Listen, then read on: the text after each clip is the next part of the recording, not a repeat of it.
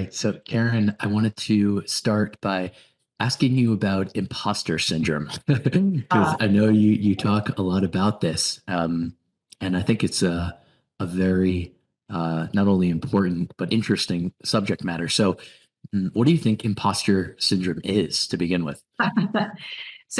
I've been teaching yoga for 22 years and we never called it that. I mean, I feel like that topic or that label is really a product of kind of the now generation, although the syndrome is not. I think we've just, the collective has given it a name. And, I think, of course, in the context of yoga teaching, we can sort of frame it in that way. I think at the heart of it is this feeling that you're teaching and you're faking it. And you're teaching, another way to say it is you're teaching and you feel like there's a gap between where you are now, how you're teaching now, and where you want to be. And in that gap, between those 2 points is a lack of confidence. It can be experienced as I feel like I'm pretending. I feel like I'm not good enough. I feel like I'm not qualified. I feel like I'm not expert enough. Who am I to think I can teach yoga? So, the experience of the teacher, and this comes from all the one on one work I do inside my own program, where I have a really amazing opportunity to dive into questions like these with teachers one on one, and in what they share.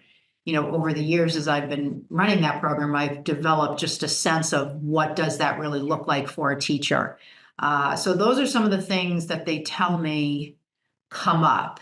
And ultimately it's a block. It's a block between, I mean, we can even look at it in sort of Buddhist terms. It's a block between my true nature and my now nature. And Hmm. and for whatever reason, I mean, I actually know some of the reasons from the work that I do. There's something about walking into a room to teach yoga that can be triggering for people. And in that trigger is a lot of these limiting beliefs and feelings of self-doubt. And people oftentimes describe that as imposter syndrome. Yeah. Walking into a room to teach yoga can be a trigger. Do you think that's uh, simply because of like the nature of being a teacher that all these students are have come to this place and they're looking to you for guidance? Um, does it have more to do with yoga itself and kind of the importance of kind of this practice and that it can take people to a really deep place and because of that it makes it even more intimidating? Yeah. Yeah, I think it's a couple of things. I think yes to everything you said, and obviously as a yoga teacher and someone with a lot of experience, you maybe even know this from your own. Remember back when you first started teaching or your work with teachers. I think it also. I mean, if we just look at what's something that's always high on people's list as something that really is scary, and it's public speaking. I mean, public speaking for the most part many folks would say, I had to give that talk at work. I was freaked out. I had to, speak at my sister's wedding. I was super nervous. I mean, just the concept of public speaking, the act of doing it, can be really scary for people. And when we think about what we're doing as yoga teachers, that's what we're doing. We're walking in a room in front of people we don't know, and we are doing public speaking. Of course, it's a different context, but therein is sort of the rub, because what is the different context? It's not only public speaking, but layered on top of that is not just speaking, like you said, leading people through what? Not jazzercise, not physical fitness, not burpees, not weightlifting, not Zumba, but a practice that's been around for thousands of years. That, guess what, is anatomy, physical movement, mind body, philosophy, all these things. And guess what else? There's so many different ways to do it. And guess what else? I'm a human being. And I come to that moment of teaching my class with all of what I think about myself. all of kind of what we talked about a second ago. Am I worthy? Do I know enough? Am I qualified? Man, all these people are looking at me. They're out of alignment. How do I help them? Are they listening? Do they like it? Am I giving them what? I mean, I could go on. So that amalgam of the actual literal thing we're there to do, plus how we experience what we're doing. And then what, I mean, this is the other thing. What is the cause of the limiting beliefs that we might have about ourselves? And, we can sort of, I don't want to go too deep into kind of the analyzing of it, but, let's take, for instance, someone goes in to teach their yoga class. And when they were a kid, they changed schools a lot. And so they always felt like the new kid in school. And every time they changed schools, they were worried they weren't going to make friends. So now, and this is a real example from somebody I've worked with. So now fast forward 20 years later, they're a yoga teacher. They finish their 200-hour training. They start teaching classes. And every time they walk into the room, they're brought back, maybe not to that experience, but that feeling of, I don't belong. No one's going to like this. And there is a connection. They might not know it, but there oftentimes is. I mean, most limiting beliefs that we have just as humans can be connected oftentimes to something we experienced before. So that, what I just shared, is a little bit more of a description of what I really, over the years of working with teachers, have seen as the triggering experience of teaching yoga. Now, of course, we can frame it in different ways, and there's wonderful things we feel and wonderful experiences we have. It's oftentimes, though, for the teacher who has that experience, how do I get out of it? Yeah. Yeah. I think we should go deep, actually, a little bit into Sure. the core of what this is, because to me, going deep is actually the only way to grow beyond, Yeah. like, not staying on the surface. And that's what interests me. Like, what's really going on here? So even I'm glad you brought up public speaking. And I always hear too, that that's at the top of the list in terms of what people are the most afraid of doing in life.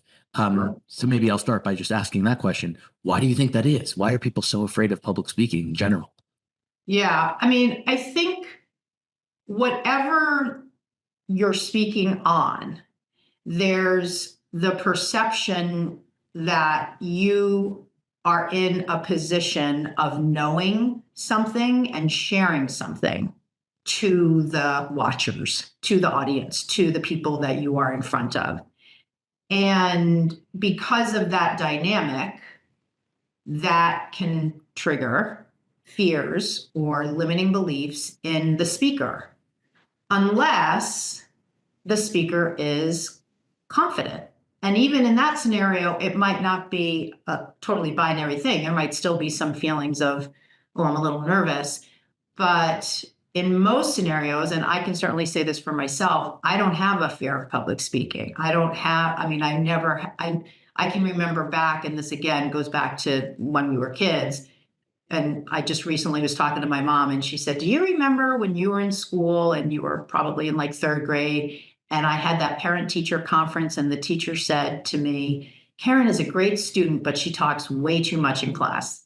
So when I heard that, it just sort of made me chuckle because, and you can see from my social media, I don't have a problem speaking. I don't have a problem feeling like I'm being judged. I feel really confident. I have a lot of conviction behind the words that I use, the concepts I share, the methodology I've created, and sharing about that.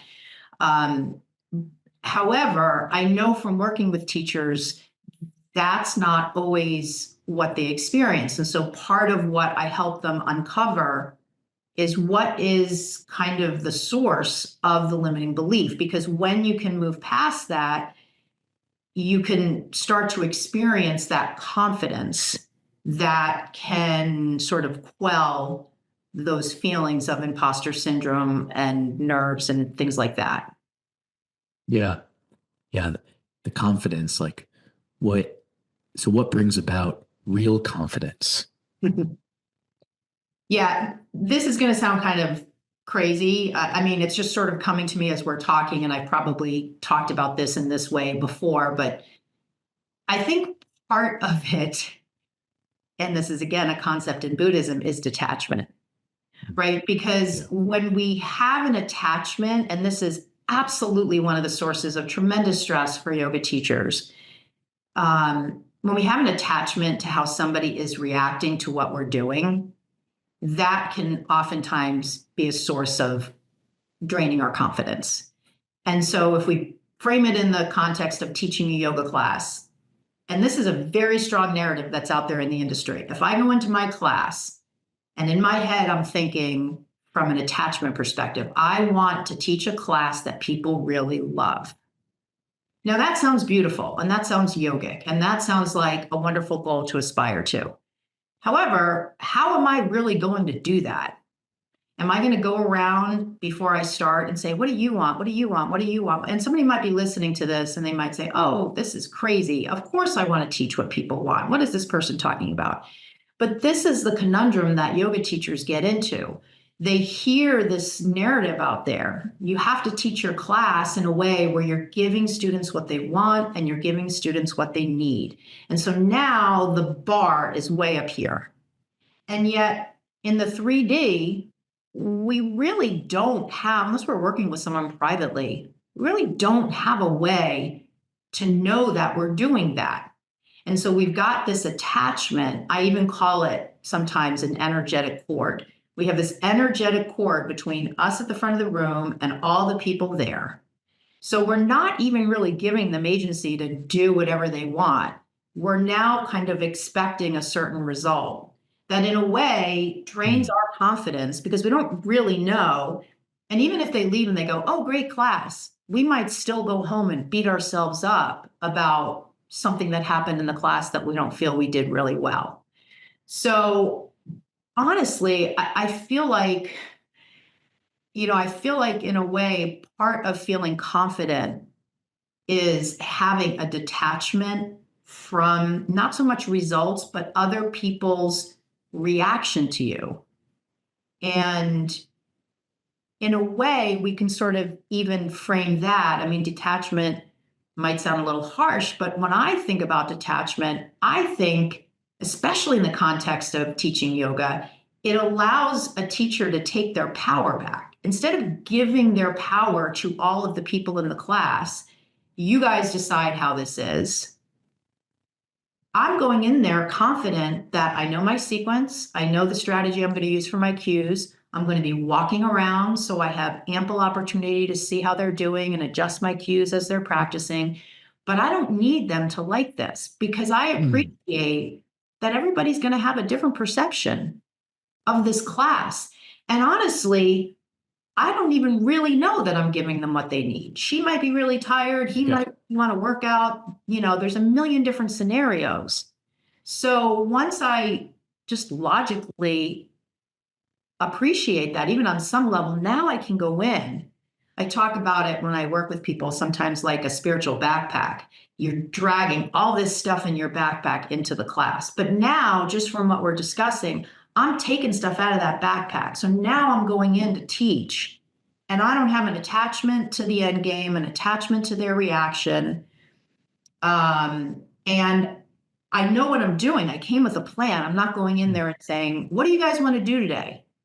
Which puts me back on my heels. I'm going in there with a plan. And yeah, maybe some people won't like my plan, but that's okay.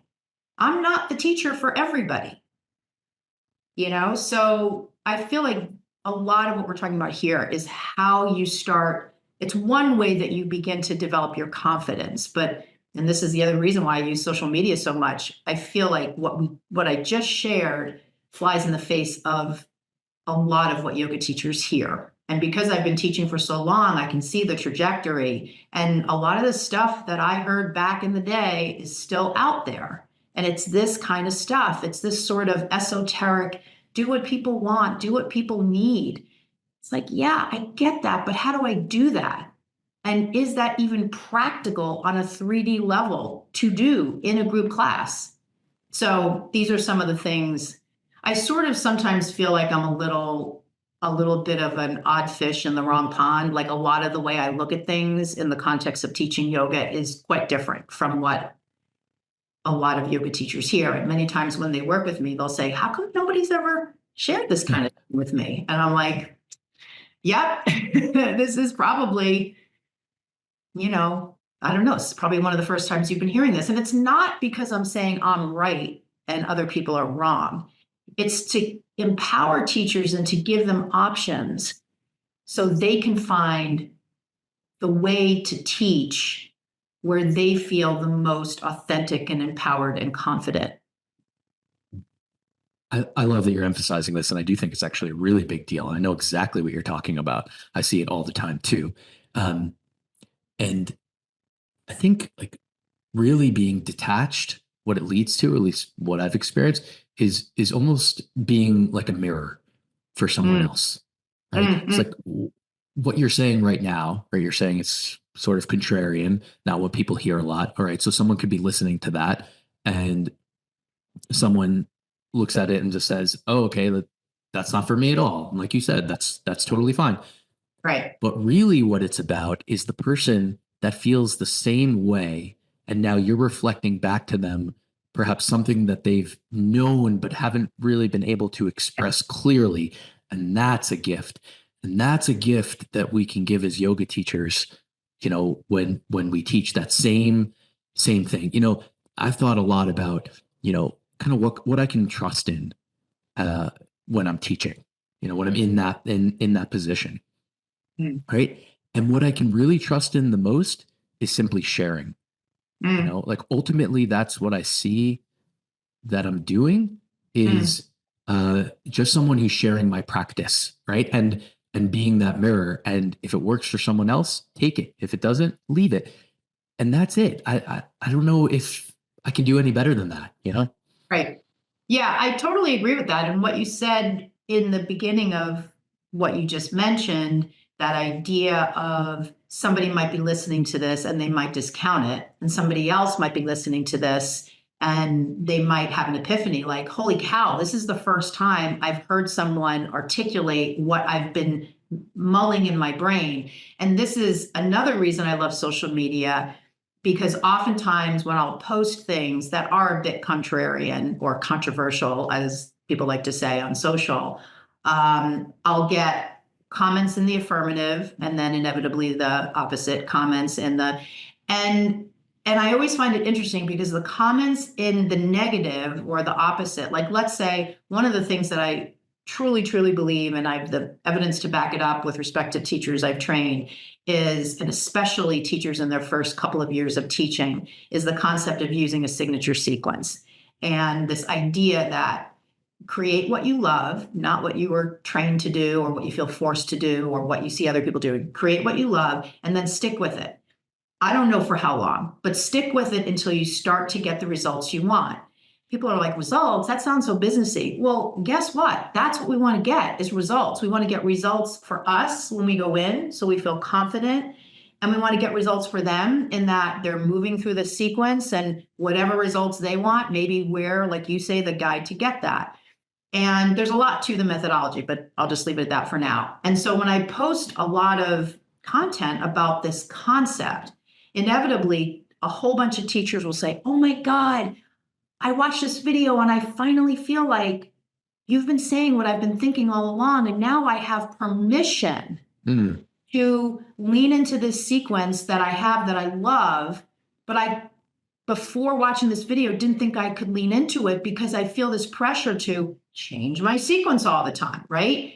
And when people use that word permission, which is kind of a catchphrase these days, it just hits me because I'm like, who are we as an industry that we're thinking people need permission to teach how they want? I mean, my goodness, people need yoga. And if we have yoga teachers going into the room feeling like they want to do A, but they can't do A because they need permission to do it, right? So, and then there's all the other teachers that will say, this is cookie cutter teaching.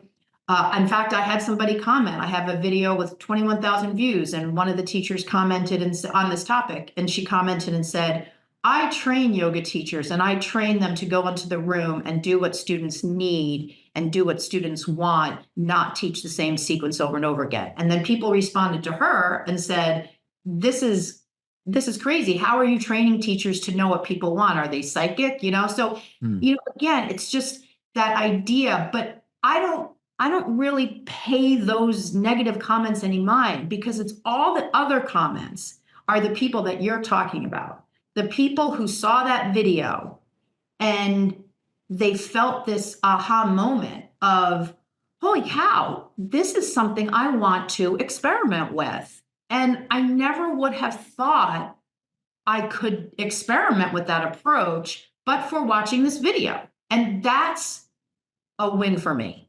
Not because I'm trying to convert or convince, I'm simply interested in sharing other things that teachers can do in their classes in a way that they find what works for them. Because just like you said, when you're teaching your class and you feel like you're sharing, that's like a Zen moment, right? Like, we want teachers to get to the end of their class and look out at everybody in Shavasana and feel like I'm in my Dharma, like I am doing what I Hmm. have to do. Not, holy God, this was awful. I feel so nervous. I forgot the sequence. I had to practice Yeah. with them to keep in sync with what's in the sequence. Like, who wants that experience? Yeah. But I truly believe that a lot of how we're training teachers is blocking them from having that dharmic experience at the end of their class.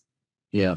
You know, there, to me, there's no there's no way around that. It has to be authentic, right? And ultimately, the potential for what someone can experience in a yoga class is off the charts. Mm, That's why so many of us care about it so much.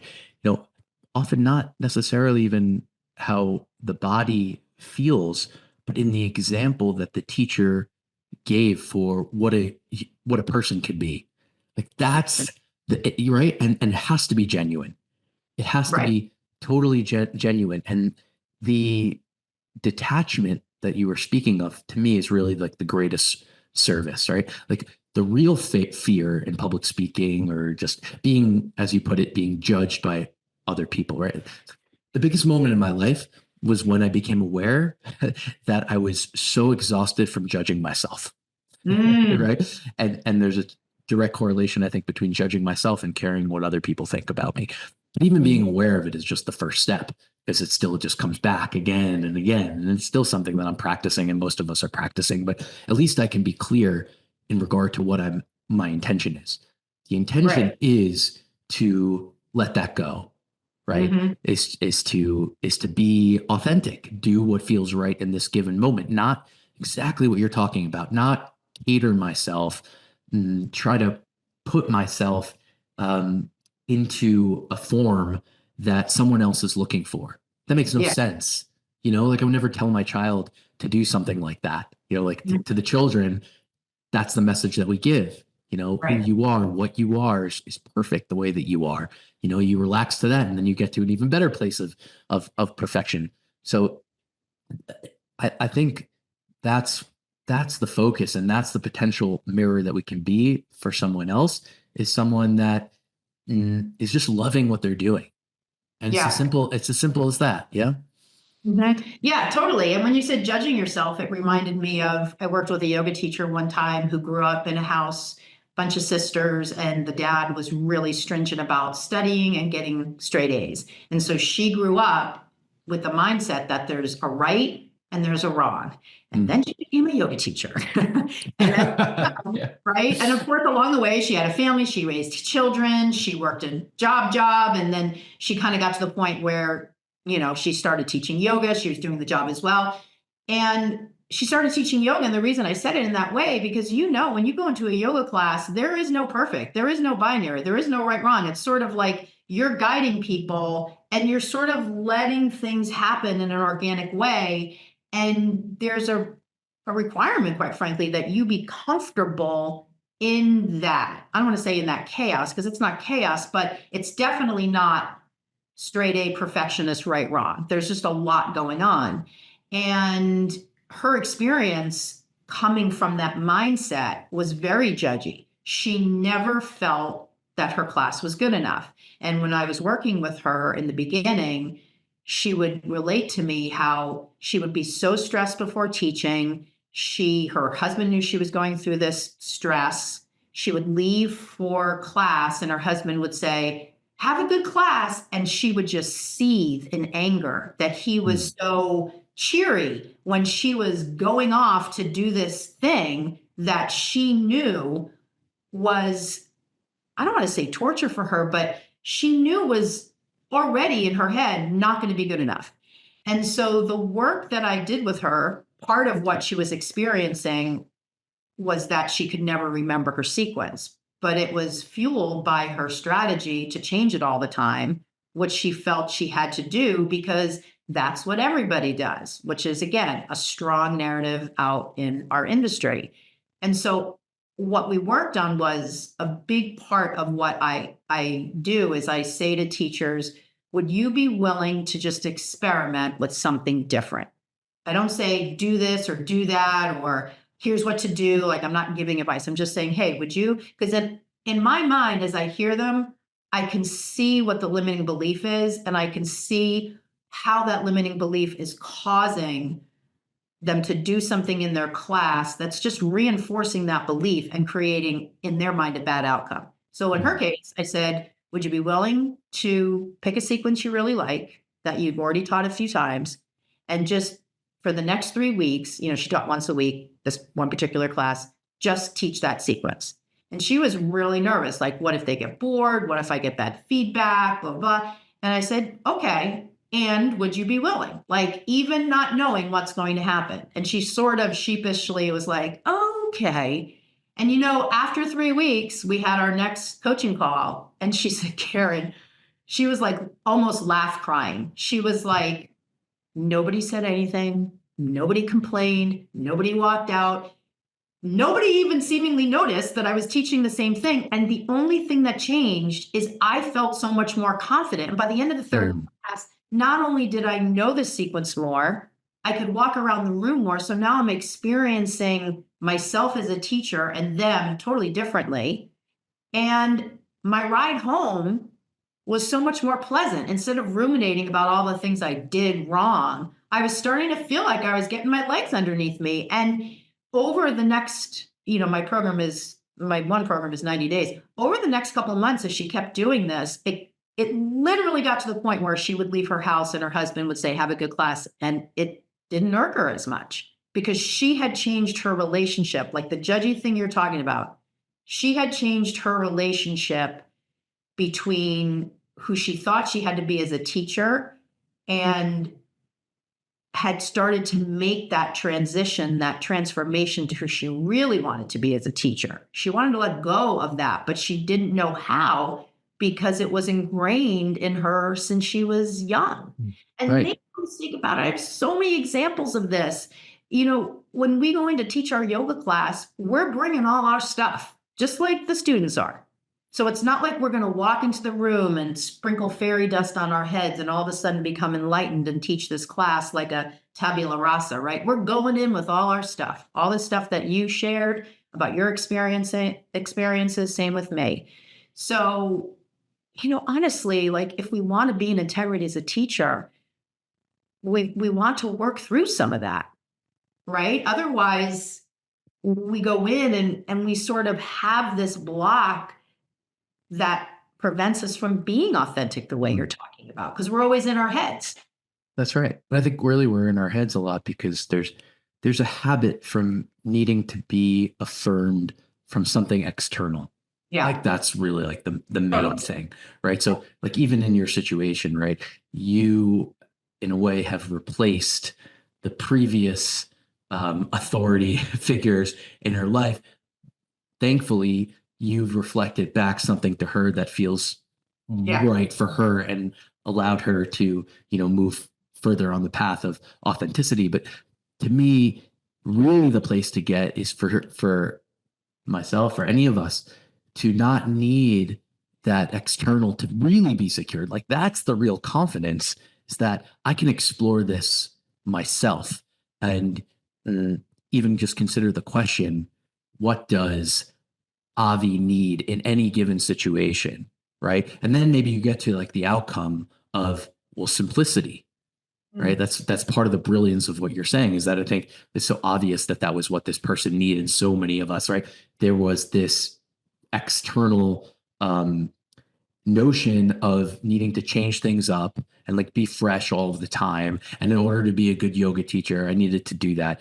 Meanwhile, that was in a way violent to the person, because I can't be successful like that. I can't be genuine like that because my mind doesn't have the ability to memorize all these different sequences. Right. So I'm exhausted and I'm nervous or whatever. But if I simply ask the question, what does, myself need? Then we get like these wonderful, juicy, authentic Right. solutions that are obvious. Right, totally. Sometimes, actually, not sometimes, a lot of times when I'm talking to a teacher, the first thing I'll ask them is, how do you feel when you teach? And they'll sort of stop and they'll go, gosh, no one's ever actually asked me that. And I'm like, well, that's the question, because in your answer, just like your immediate, like whoever's listening right now, how do you feel when you teach? Like right when you're done and you're packing up your stuff and driving home, how do you feel? Because in that is a lot of clues. Like I don't want to prescribe how someone should ever feel. However, I would propose that, in a way, again, going back to Buddhism, like we almost want to feel the joy of emptiness, like this feeling of Mm. it was connection. I sort of gave it my all, but there's no attachment, so we can sort of frame it that way. But if we kind of make it a little more 3D, like, do you feel happy? Do you feel joy? Do you feel fulfilled? Do you feel grateful? Do you feel calm? Do you feel present? Present, I think, is a really good word, because I think of some of the classes I've taught where I've really felt connection to source. I've felt so present. It's almost like the hair on the back of my neck stood up.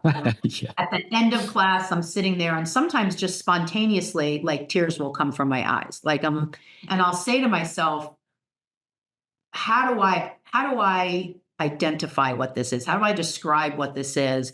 Almost, and I sort of hate to say this, but almost to kind of make it a protocol. Like, what was it in what I did that allowed me to have this level of connection? Is it something, or is it just this ethereal way of being that we all have the capability to access, but for a lot of the stuff that we're talking about? And believe me, I just want to say too, I'm not holding myself out as some higher being. Like I'm kind of hearing myself and thinking, I don't want people to hear it as I'm being conceited.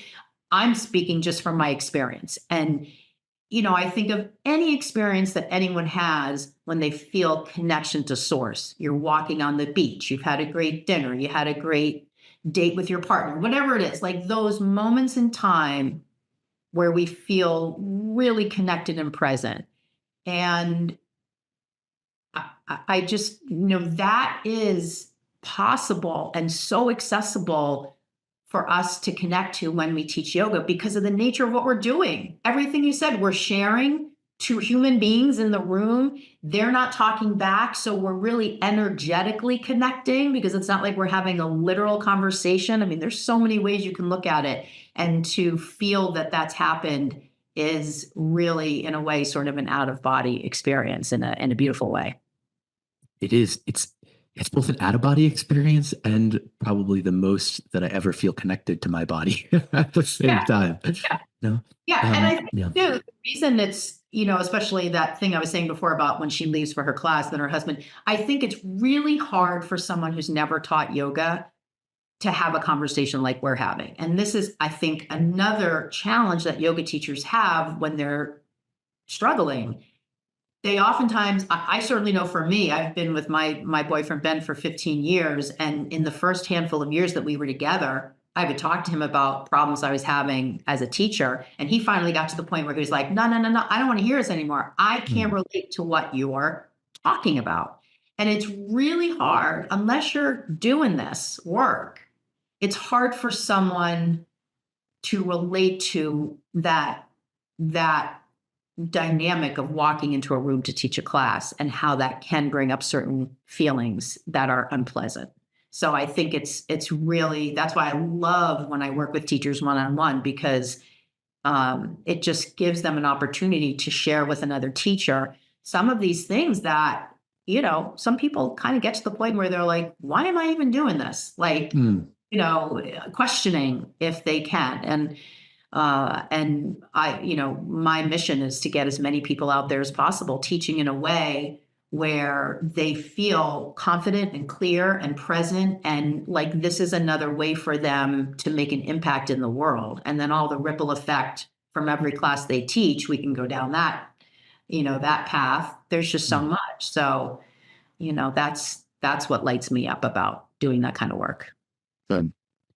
What would you say to someone who experiences, mm, a lot of nervousness, anxiety before they teach, the Mm. questioning, do I really want to be doing this? I hope no one's secretly, I hope no one shows up so I won't have to teach, like all that. And then and then once the class starts and they teach, and then especially at the end of it, they feel all of those things that you were mentioning, of just such a sense Yeah. of purpose and a lightness of joy, and like, of course I want to do this, I love this, all of that. But maybe they keep going through that same cycle Yeah. again, even though they experience that after class. Still, the next class comes and the anxiety creeps back up again, and they're just going through this cycle. Yeah, what do you have to say about that Yeah. one? So I think one of the things we have to distinguish between is good stress and bad stress, right? So if we look at Mm, the nervous system and the nervous system response, there's sort of that eustress, EUSTRESS. This is the good stress. This is like the Olympian before they go and do their sporting event. This is the, whatever scenario before you give that presentation at work that you've really prepared for, before Christmas Eve for little kids, obviously a different framework, but so that's good stress. And I mean, like I said, I've been teaching over 20 years. Sometimes I get a little bit of nervous knots in my stomach before I go in, but I know it's because I'm excited to be there. And that, from a nervous system standpoint, from a performance standpoint, is a motivator. That helps us focus. It helps us stay on track. It helps us be intentional about what we're doing. Then there's what you describe, which is, not so good stress. This is like the hormone release, the blood pressure, the sympathetic nervous system response, all of that, the sweating, and then it comes sometimes with physical symptoms that might get in the way of you teaching in a common present way. What you describe is someone who has that before, but then their experience is different. So, what I would say, number one, is do something before you teach to activate your parasympathetic nervous system. And that might be just taking a couple minutes in your car before you go into the studio, take a couple of deep breaths, like do the physical something to start to address that cycle of nerves. Almost like, like it's like almost like an aura, like I'm driving in the studio, or even maybe an hour. Like I've had teachers tell me the night before they teach their class, they can't sleep because they start to worry about how it's going to be received. So, however far back it goes, use some of our tools as yoga teachers, deep breathing, maybe positive visualization of how it's going to go. The other thing that can be helpful is because oftentimes teachers like this, until they sort of get going in the class, so maybe in the first 10 minutes or so, those feelings will even ramp up. So I oftentimes say, do a grounding exercise while you're teaching. So if you're starting to teach your class and you're starting to feel nervous or worried you're going to forget your way in the sequence or whatever it is, keep them in a pose for a couple of extra breaths and you feel your feet on the floor. I mean, we're all walking around in bare feet in there, which is great for grounding. Spread your toes. Who cares if they're on that side for 3 extra breaths? You breathe with them, feel your feet on the floor, sort of take yourself through a quick grounding exercise, and maybe that can sort of trip the circuit and start to calm you a little bit.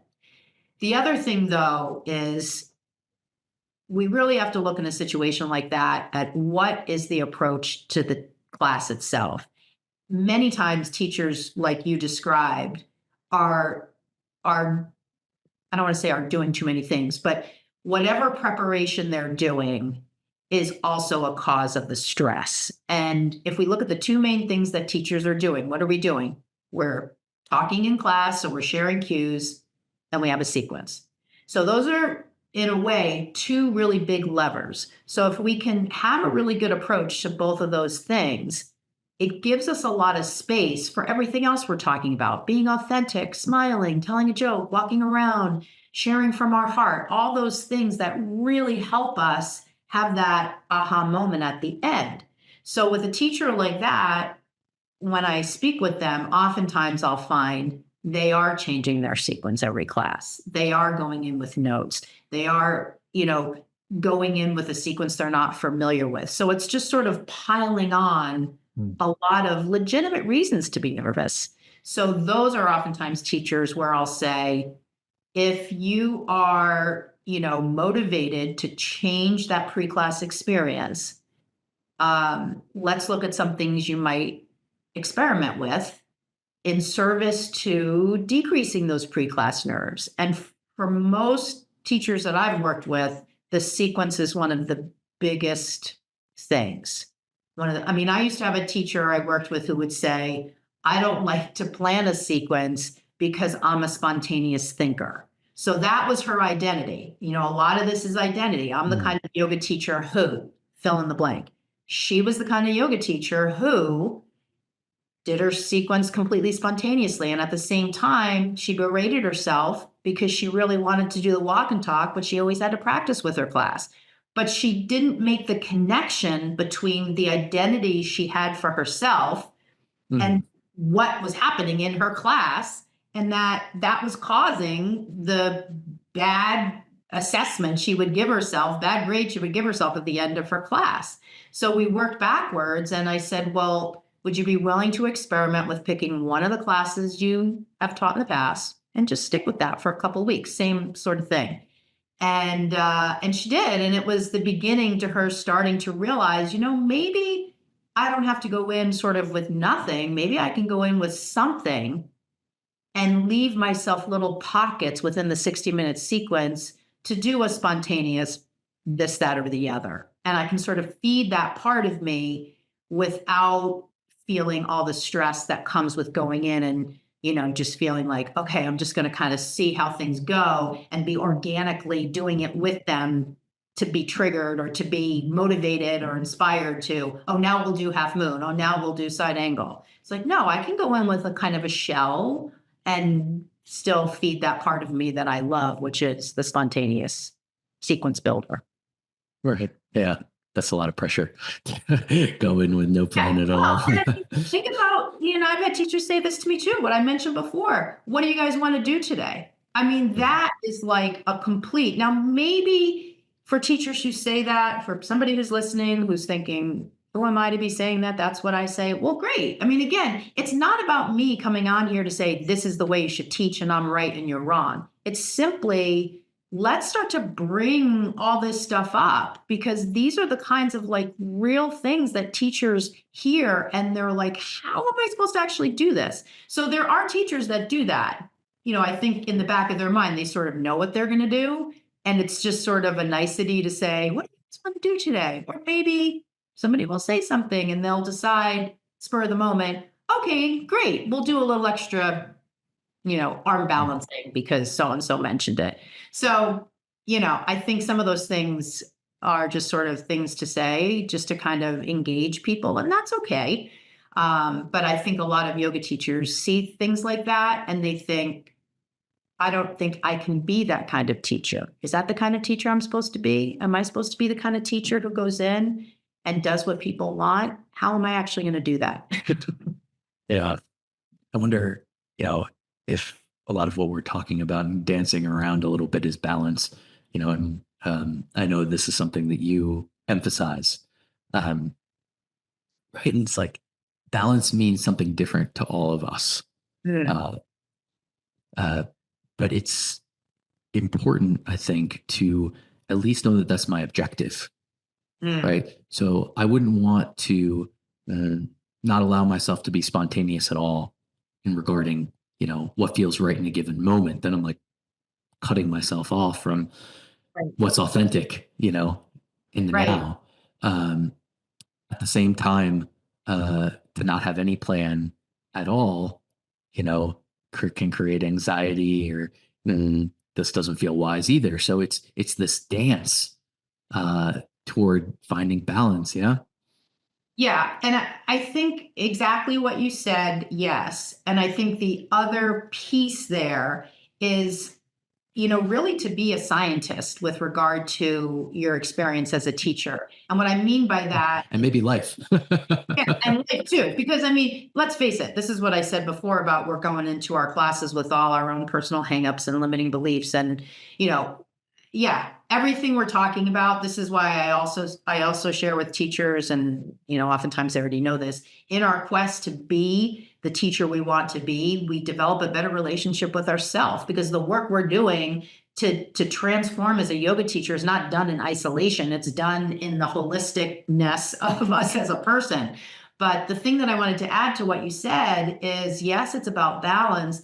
And if we look at things sort of scientifically, we can teach a class and we can see at the end of class, and I say to teachers, like, do this as soon as you can after you're done teaching the class. Like, do a little post-game assessment, ask yourself how you feel, check in with your gut, your intuition, your nervous system, like what somatic sensations are coming up after that class.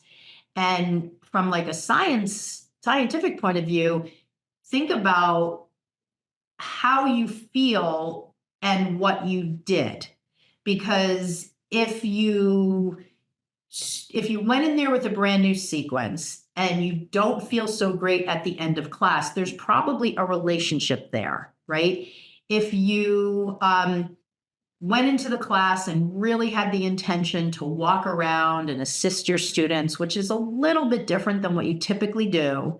And then at the end of class, you assess it and you realize in your head, you're kind of thinking, like, okay, class just finished and I really feel like I practiced with them a lot. Okay, what was the cause of that? Well, again, I kind of wasn't really prepared. I didn't really know my sequence really well. So this is what I mean about being a scientist and looking back and then trying to, once you identify what some of the barriers were, you know, trying to mitigate for those, trying to kind of batten down some of those things so that the next time maybe you feel a little bit better. And that's how you're sort of, I kind of think of it like, when you make spaghetti sauce, you make it from your mom's recipe. She didn't write anything down. You're kind of playing with all the ingredients and you're like, oh, that's not good. And the next time you make a batch, oh, that came out better. This is what we're sort of doing as yoga teachers. We're playing with all these different variables that make this experience of teaching a class. And, finding that balance is kind of an iterative process, but it really requires a lot of self-reflection. And, I think for a lot of teachers, they're out there on their own. And so, when you were saying earlier on about being judgy, if I'm really judgy about myself and I'm not talking to anybody about, some of the challenges I'm facing as a teacher, it's like the water is only running in one direction. Every time I have a not so great experience after my class, I can't see myself out of it, like I can't think myself out of it. That's why, I love the one-on-one time I have with teachers because it gives them another voice to sort of counter the voice in their head. And many times it opens doors simply to another way of thinking, another approach to try. So yeah, definitely about balance and also just doing a little bit of evaluation of what's maybe blocking me from feeling like I'm in balance. I imagine safety is extremely important too when you're working with people one-on-one, right? Like what allows for what you're describing to occur is a sense of safety and acceptance that they don't feel that you're, judging them, that you're really there to support them. And when they feel that, then now, okay, they can open up and really talk to you about what's going on. Yeah, I mean, my background before I taught yoga, I had a long background in healthcare, clinical healthcare. I worked as a rehab counselor. I worked as a social worker. I have done clinical counseling in a variety of different settings to a variety of different people. And my career sort of got me out of hands-on healthcare to the business side. And then eventually I started teaching yoga and then quit my career and have been teaching full-time ever since. So I do have in my background the context of working with someone in a counseling model. this is not what I'm doing. But that idea of creating an environment where someone feels comfortable sharing what's going on is a common thing in both situations, right? Even if you Mm. go for marital counseling, you have to feel comfortable with the counselor to be able to share, right? So in the work I do with teachers, I always say, especially as we start to talk about things like this, my professional relationship with you is simply to just be a coach, be a Mm. support, that sort of thing. I always make that distinguishing point because I don't want people to think that this is therapy or something like that. But I will say sometimes teachers will say to me, "You feel like my yoga teacher therapist." And to me, I sort of chuckle because to me, it really gives voice to this gap we have Mm. in the training of teachers that, I mean, I have a whole module, a whole pillar of mindset content for yoga teachers and training and exercises and confidence building tools and exercises that is part of my signature program. And the reason I have that is because people don't get trained on this stuff. It's And so necessary. yeah, they're just in this loop of just sort of being in this washing machine of going into their class and having these uncomfortable feelings and thinking, this is as good as it's going to get. I'm like, no, it's not. Mm. It can be what you and I are talking about. Well, it takes time. No, it doesn't. Yes, time is always a great thing for anything. I mean, think about when you were driving at 17 and how you drive now. You don't even think about driving. So, yeah, time is a great Mm. variable, but there's nothing to say that you can't be teaching for 6 months and starting to tap into what to some teachers sounds like this magical, ethereal quality of feeling like completely connected with your class. It just requires having some of these conversations. So I think, the teachers I work with and have conversations like this with, they feel a sense of safety to share simply because I'm asking them questions that they're sort of dying to be asked, but no one's asking them. It's such a good point. Yeah. They'll just be like, why is nobody ever talking to me about this? Like, Mm. and it's not oftentimes that we're starting out talking about like kind of heavy stuff. It's oftentimes that we're talking about their sequence or their cueing or how they feel a little bit awkward standing in front of the room. And I'm just asking questions that when they answer, it just sort of naturally leads us. Well, have you ever felt like this before? Yeah, I kind of remember when I was in school and nobody would sit with me in the lunchroom. It's like, what do we think we're doing? We're not going in there and becoming this other person. We are going in there as us. So we're Yeah. bringing all our stuff. But if they don't have a chance to talk about it, it's always in the background. That's right. It really takes me back to the place that we can really only serve or be helpful to other people to the extent that we've done the work ourselves, right? It's like when I'm considering that you're asking these questions, like why are you asking these questions? Why are you able to ask these questions? My guess would be that's because you've asked these questions yourself, right? You've asked yourself these questions. You've done this play of inquiry of seeing what's going on, and that allows you to be of service to others. Yeah. Yeah, I had an experience probably, I don't know, maybe like 10 years ago, maybe a little bit longer, where I really came to a point where I didn't know that I wanted to teach anymore. But the reason wasn't because I didn't like teaching. The reason was because I was looking at what other people were doing and I was jealous. I had a couple friends on the cover of Yoga Journal. I had a couple friends Comparison.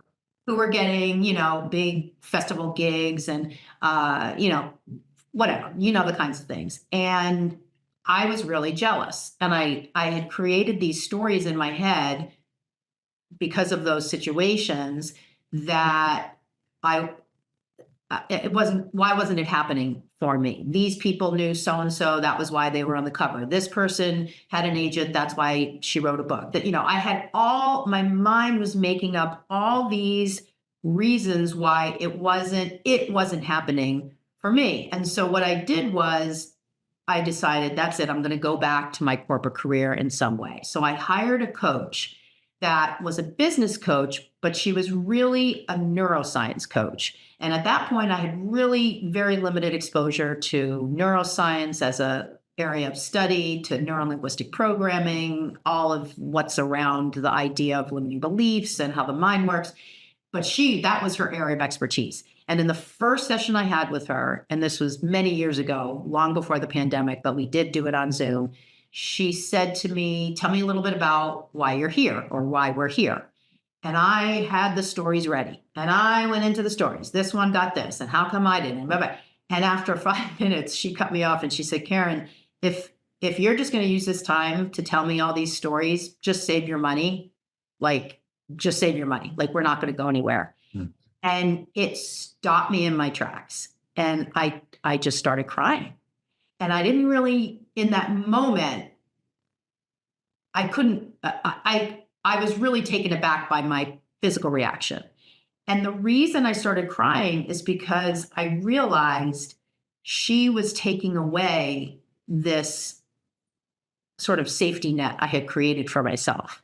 All of those stories were really my excuses for why I didn't think I was being successful as a yoga teacher. And as soon as she called me out on it and said, "I don't even want to hear any of these stories. If you're really here to do real work, we can do that real work." And that began a process of me really understanding more about myself. Why did I create those stories? Where did that come from? What limiting beliefs did I have? And that, experience was really for me the beginning of a lot of personal work that I did, and a lot of other work followed, in the years since. And so that is part of what you describe as the work, that you do sort of have to go through it to be able to, have these kinds of conversations with people. And then I think on top of it, because of my my professional work when I was not a yoga teacher in different healthcare settings, I've always had a very natural curiosity for how people think and how what they think can change their experience of themselves and in the world. And I think teaching yoga is, again, just a thing that we do that touches on a lot of that. Yeah. Well, I think it's amazing and inspirational to consider the effect of doing the internal work ourselves. Like, we have to do the internal work ourselves, and at the same time, we can come in contact to someone else who just gives us that little bit of a nudge to really, bring us to the next level, like the way that this coach does, it did for you, and the way that you do for other people. It's really, really cool what's possible. And I'm sure she did the work herself too, which allowed her to kind of stop you in your tracks and have the courage to say that to you, because a lot of people probably wouldn't have. So it's amazing. I'm so happy to meet you. Yes. Really, really glad that you're doing the work that you're doing. If someone is interested in checking out more of what you have to offer, what's the best way for them to do that and connect with you? Yeah, the best way is on Instagram. Bare Bones Yoga is my handle. My website is the same, barebonesyoga.com. I have a podcast, Conversations for Yoga Teachers, but everything's linked on my Instagram profile and, of course, on my website, barebonesyoga.com. Yeah, and I'll just say, like, I was telling Karen before we started recording her social media presence is very impressive, not only on Instagram, on TikTok, on YouTube.